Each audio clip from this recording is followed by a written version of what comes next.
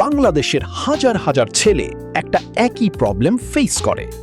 কেউ অনেক স্কিনি, কেউ স্কিনি ফ্যাট, কেউ বেলি ফ্যাট নিয়ে ইনসিকিউর। মিররের সামনে দাঁড়ালে কনফিডেন্স নষ্ট হয়ে যায়। টি শার্ট পরলে বডি শেপ অকওয়ার্ড লাগে। ইনস্টাগ্রামে অ্যাস্থেটিক ফিজিক দেখে মনে হয়, ভাই এটা কি আমার পক্ষে পসিবল? ট্রুথ হলো হ্যাঁ, পসিবল।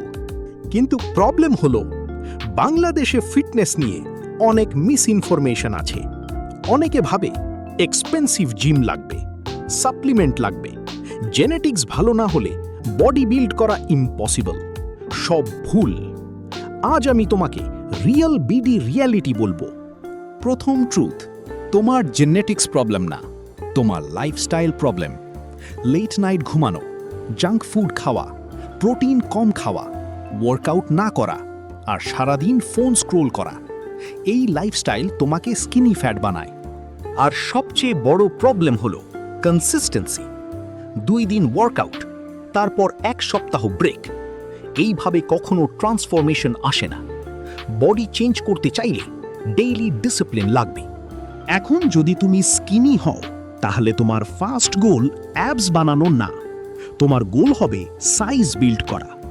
অনেক স্কিনি ছেলে বিগেস্ট মিস্টেক করে, তারা ইনাফ খায় না। তাদের মনে হয় তারা অনেক খাচ্ছে। রিয়ালিটি হলো তারা বডি গ্রো করার মতো ক্যালোরিজ নিচ্ছে না। বাংলাদেশে মাসল বিল্ড করার জন্য ফ্যান্সি খাবার লাগে না।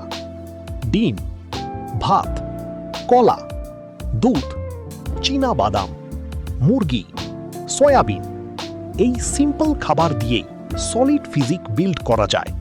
এর সাথে দরকার basic exercises, push up, pull up, squat, bench press, deadlift.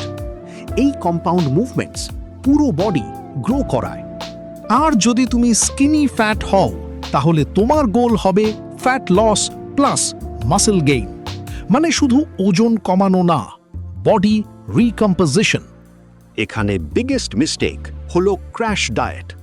অনেকে খাওয়া অলমোস্ট বন্ধ করে দেয়।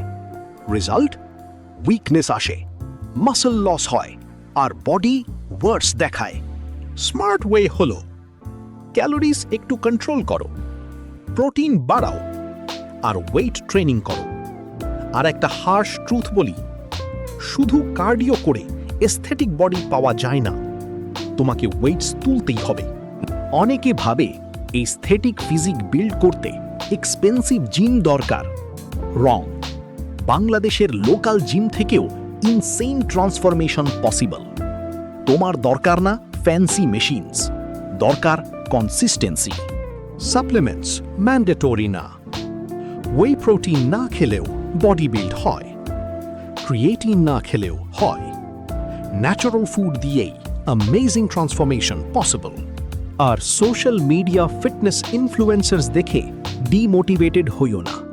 অনেকেই স্টেরয়েডস ইউজ করে। তাদের জার্নির সাথে নিজেরটা কম্পেয়ার করা ইউজলেস। নিজের প্রগ্রেস ট্র্যাক করো, কারণ ফিটনেস শুধু বডি চেঞ্জ করে না, এটা মাইন্ডসেট চেঞ্জ করে। তুমি ডিসিপ্লিনড হও, কনফিডেন্ট হও, নিজেকে রেসপেক্ট করতে শেখো। কিন্তু একটা জিনিস মনে রাখো, ট্রান্সফরমেশন ওভারনাইট আসে না। 3 মাসে স্লাইট চেঞ্জ, 6 মাসে নোটিসেবল চেঞ্জ, 1 বছরে হিউজ ডিফারেন্স। পেশেন্স লাগবে। আজ যদি তুমি স্কিনি হও বা ফ্যাট হও, তাতে কিছু যায় আসে না। ইম্পর্টেন্ট হলো তুমি আজ স্টার্ট করছো কিনা, কারণ এভরি অ্যাস্থেটিক গাই একসময় বিগিনার ছিল। Nobody starts perfect. তাই আজ থেকেই শুরু করো। 10টা পুশ আপ দিয়ে, একটা ক্লিন মিল দিয়ে, একটা ডিসিপ্লিন ডে দিয়ে। 1 বছর পরে তুমি কমপ্লিটলি ডিফারেন্ট মানুষ হতে পারো। কোয়েশ্চেন হলো, তুমি কি সেই ভার্সনের জন্য কাজ করবে? Transformation starts today.